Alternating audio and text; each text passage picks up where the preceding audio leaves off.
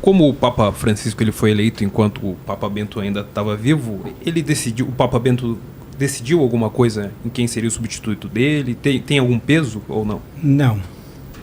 Não teve. Que eu saiba, não. Não pode falar de uma preferência dele. O Papa Bento XVI era um homem muito reto, né? Entendeu, né? De não sei o que e tal. Tanto que quando o Papa Francisco foi visitá-lo já como Papa, o Papa Bento se colocou como súdito dele. Né? Dizendo, muito respeitoso. Existe um só Papa.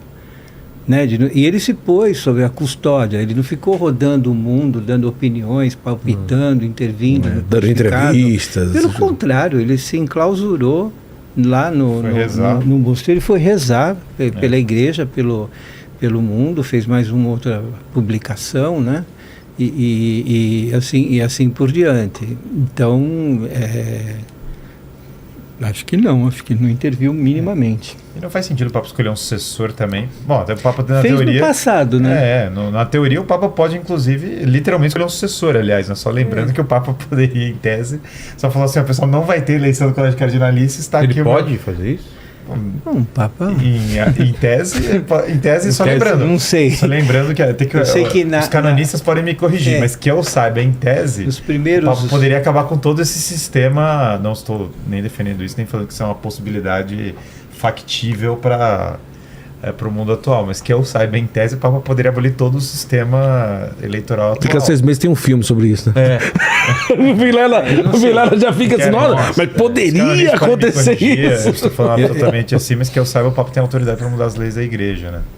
Mas estou falando assim, sem não é uma coisa que estou afirmando. É que os primeiros papas, eles, São Pedro escolheu São Lino, que escolheu Cleto, tinha 3 ou 4 nomeados por causa da realidade da perseguição da igreja. Sim. Entendeu? E então o próprio, vamos dizer assim, Papa já deixava uma listinha de quem... Então, escolhi o próximo Marte. Quando eu morrer vai ser esse, quando eu morrer, se você morrer vai ser esse, quando você morrer... E esses papas, eles estão citados, né, na liturgia da igreja, no cânon romano, né, no cânon... Lino, né? Cleto, Clemente. Lino, Clemente, Sexto Cornélio, e aí vai. Entendeu? Mas agora já não, né? Agora eu acho que isso é impossível de acontecer.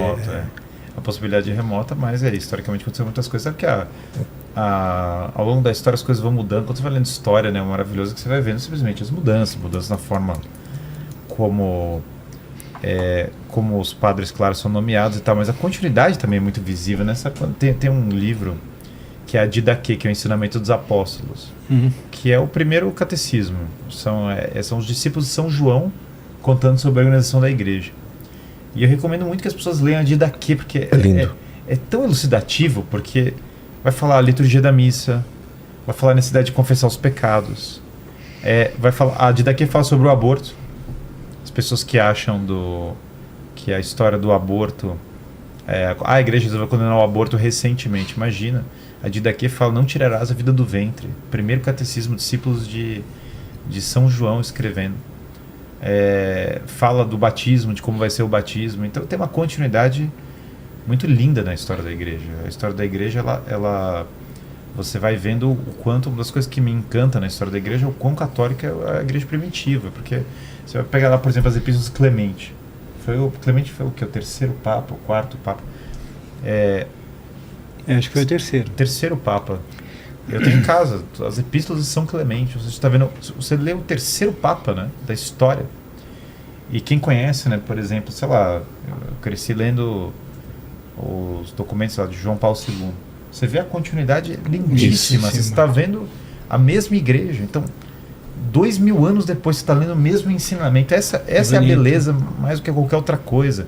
É a missão salvífica vívida. Por isso que eu realmente acho que a gente nivela por baixo quando cai no imediatismo da igreja, porque mas o que tem maior do que Jesus Cristo veio e nos redimiu dos nossos pecados? Aqui qualquer outra, o filme O Conclave é uma piada perto disso, é um circo, entendeu? Não sei qual é a doutrina maçônica que inventaram, que é do secularismo, que corrompeu a nossa mentalidade, que a gente agora pensa tudo de uma maneira absolutamente secular, tudo é altamente, tudo tem que ser conspiratório, secular, imediatista, é uma mistura de maquiavelismo com maçonaria, tá, como disse o Papa Leão XIII, né, que previu muito corretamente que o socialismo ia se fundir com certas formas de capitalismo e repúblicas maçônicas iam começar a controlar tudo, que é meio que a previsão mais precisa que eu já vi na vida. Assim.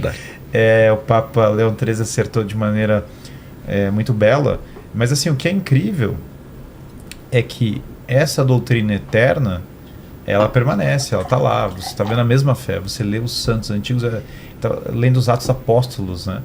Você lê, por exemplo, a história do martírio de Santo Estevão, que é uma das primeiras, ou você está vendo a mesma igreja, você está vendo a mesma doutrina, a mesma fé. Doutrina. Essa é a beleza. Você lê São Pedro, dá para você ler as cartas, aliás, do primeiro Papa, está lá no próprio, você abre o Novo Sagrada Testamento. Escritura. Então os escritos do primeiro Papa. Então, eu acho que hoje é muito mais voltar para as origens, para a tradição, né? Havia uma época que sim, as pessoas eram muito... Por exemplo, em conclaves antigos, as pessoas entravam com um nobre armado para proteger os candidatos ao papado, porque as pessoas podiam matá-lo. Então o cara tinha um protetor com uma espada, né? O mundo de 1700 ou 1600 e tal não era um mundo tranquilo sobre vários aspectos. Hoje tem, né? Papa móvel, né? Hoje tem Papa móvel. Então, claro, aspectos temporais de certas coisas mudam, eles vão se alterando. Os estados papais já foram maiores, hoje eles são menores. Garibaldi, aliás, bombardeou os estados papais. Esse mesmo Garibaldi do Brasil, aqui do Rio Grande do Sul, o italiano revolucionário, bombardeou os estados papais, um dos episódios mais lamentáveis da história europeia. E isso de fato reduziu os estados papais. O Papa virou prisioneiro dentro da sua própria casa. Isso já aconteceu na história da igreja.